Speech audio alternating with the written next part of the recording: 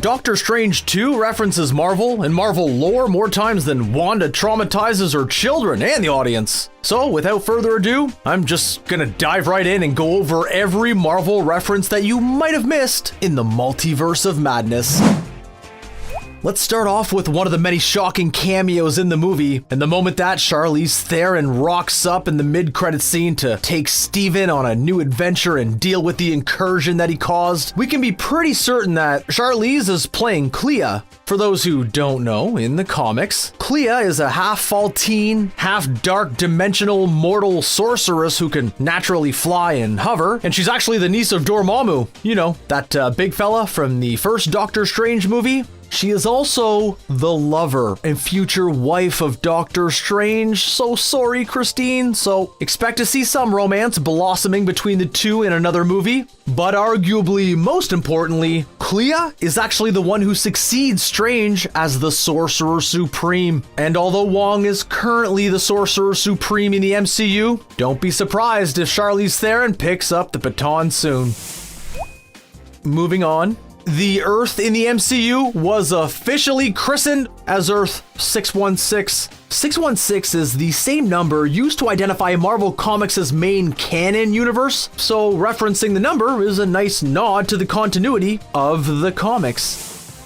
Seeing as Marvel has already thrown at us talking raccoons, colored stones that can obliterate half of life on Earth, and a blue alien that thinks he's Mary Poppins, there's not much that Marvel can do now to shock us, or even think that things are weird, so when a random Minotaur rocks up in Camartage, we don't really think anything of it. But that Minotaur does have some importance in the comics. Rintrah the Minotaur, who made his first appearance in 1986 as Doctorstrange issue 80, is actually an alien born with a propensity for magic. And while he is a full-fledged sorcerer now, he was at one time Doctor Strange's apprentice. Also, gotta give a quick shout out to Master Hamir, the guy that Strange originally thought was the Ancient One, who also makes an appearance in Multiverse of Madness.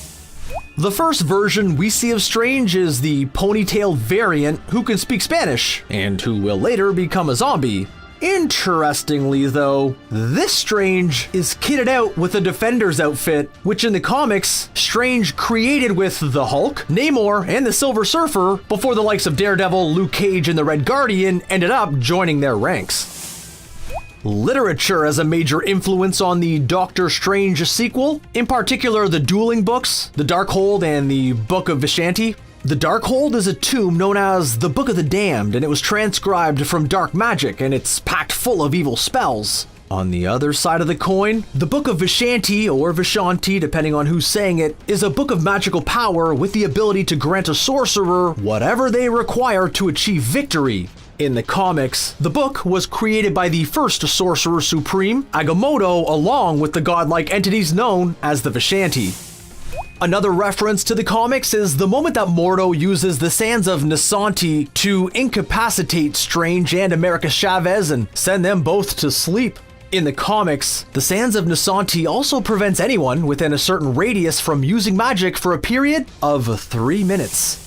Going back to the Darkhold now, Wanda visits Mount Wundagore to channel the dark magic from the book. In the comics, Mount Wundagore has some significance, as not only is it the location where Chthon wrote the Darkhold, but it's also the home of Marvel villain the High Evolutionary, and it was actually the original birthplace of Wanda and her brother Pietro. Speaking of Chthon, he is actually one of the most powerful elder gods of Earth, although he denigrated into a demonic state. Now, while Chthon does not make an appearance in the movie, the stone golems that approach Wanda on Mount Wundagore and act as her stooges were designed in the demon's image. We said we'd go back to them, and that's because incursions have an important part to play in Marvel lore, and judging by the mid-credit scene, they will likely have a big part to play in the MCU